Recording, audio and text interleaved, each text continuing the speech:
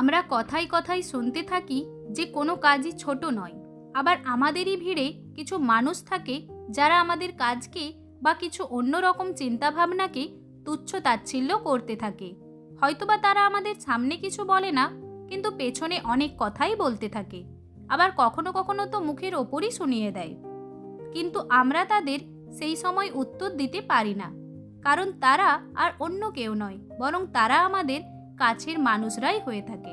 তো আসুন আমরা আজ এক গল্পের মাধ্যমে জানব সেই সব মানুষকে কিভাবে তাদের সেই প্রশ্নের উত্তর দিতে হয় এবং তাদের এই সব গুজবকে উপেক্ষা করে নিজেকে কিভাবে নিজের লক্ষ্যে স্থির রাখতে হয়।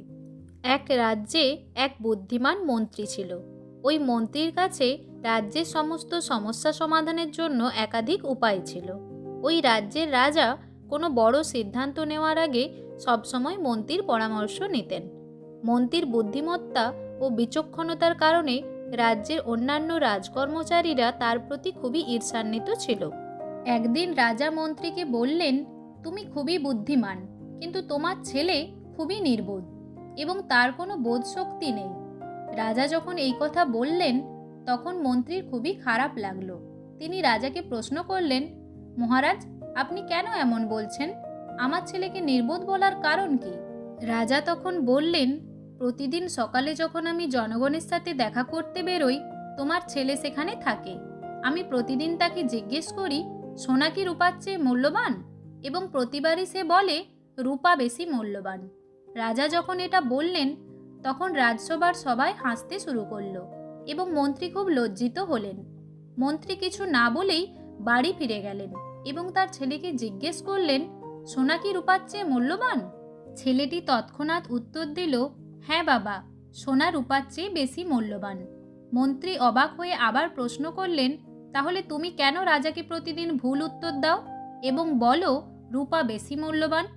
ছেলে হেসে বলল, বাবা, প্রতিদিন যখন রাজা বাজারে আসে তখন সে আমাকে দুটি মুদ্রা দেখায়, একটি রূপা এবং একটি সোনা। তারপর সে আমাকে বলে, যেই মুদ্রাটি বেশি মূল্যবান সেটা তুমি নিয়ে নাও। আমি সবসময় রূপার মুদ্রাটি নিয়ে নিই। রাজা হাসে এবং চলে যায়।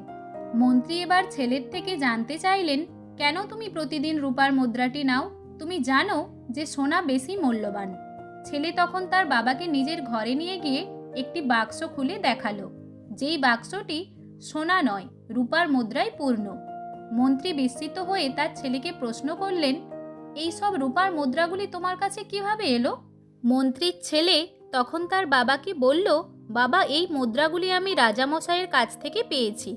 যদি আমি রাজামশাইকে সঠিক উত্তর দিয়ে সোনার মুদ্রাটি তুলে নিতাম, তাহলে দ্বিতীয় দিন রাজামশাই আমাকে আর প্রশ্নটি করতেন না।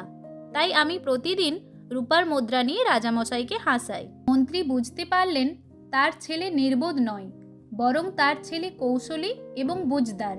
মন্ত্রী তার ছেলের বুদ্ধিমত্তা নিয়ে খুবই গর্বিত হলেন।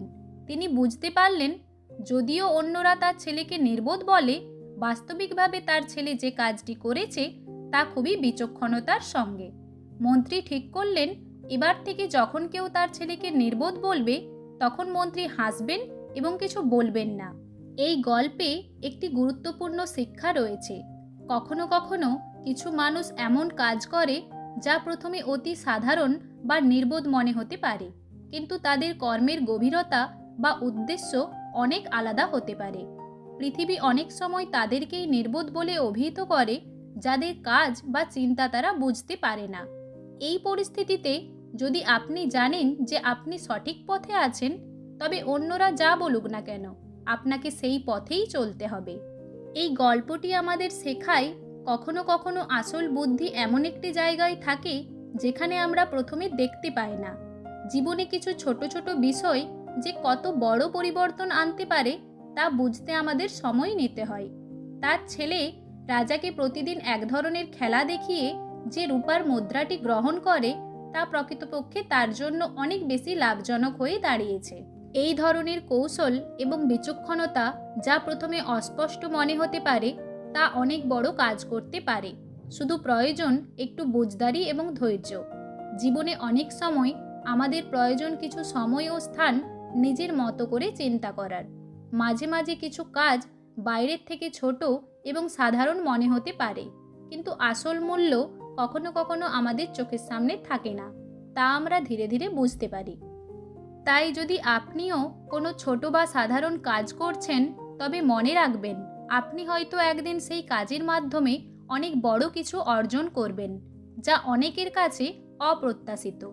এখন যখন কেউ আপনার কাজ বা চিন্তা নিয়ে হাসবে বা খারাপ মন্তব্য করবে, মনে রাখবেন আপনি যদি জানেন যে আপনি সঠিক পথে আছেন, তবে পৃথিবী আপনাকে একদিন স্বীকৃতি দেবে, ঠিক যেমন মন্ত্রী তার ছেলেকে বুঝতে পেরেছিলেন। আমাদের জীবনে ধৈর্য, কৌশল এবং সঠিক সিদ্ধান্ত গ্রহণ গুরুত্বপূর্ণ। ধন্যবাদ। আমাদের এই গল্পগুলি যদি আপনাদের ভালো লেগে থাকে, তাহলে লাইক, কমেন্ট এবং শেয়ার করবেন এবং এই ধরনের আরও গল্প পেতে আমাদের চ্যানেলটিকে সাবস্ক্রাইব করবেন।